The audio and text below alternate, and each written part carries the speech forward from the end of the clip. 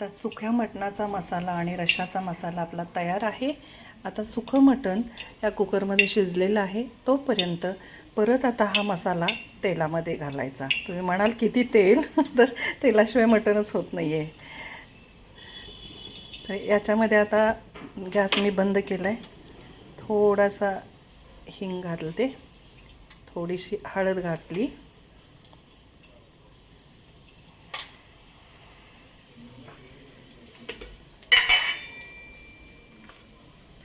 परत एकदा फ्लेवरसाठी लसूण घातला. मसाल्यात आहेत पण वरून फ्लेवर छान लागतो. आणि झणझणीत होण्यासाठी परत एकदा लाल तिखट घालते.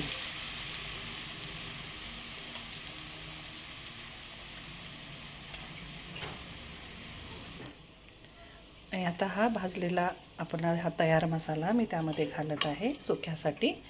आणि आता परत हे हलवायचं, सगळाच मसाला ह्यात घालून आणि शिजलेलं मटण ह्यात टाकायचं. चवीप्रमाणे मीठ आणि कोथिंबीर घालायची.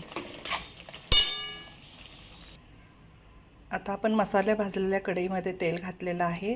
त्याच्यामध्ये 2 पळी तेल आहे आणि ह्याच्यामध्ये मी ही लाल तिखट घालणार आहे आणि त्यात शिजलेल्या मटणाचं पाणी ओतणार. म्हणजे ह्या कढईत रस्सा आणि त्या कढईमध्ये सुकं.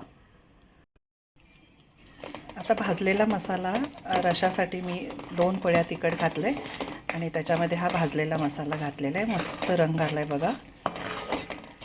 आणि आता ह्याच्यात मटणाचं शिजलेलं पाणी ओतायचं.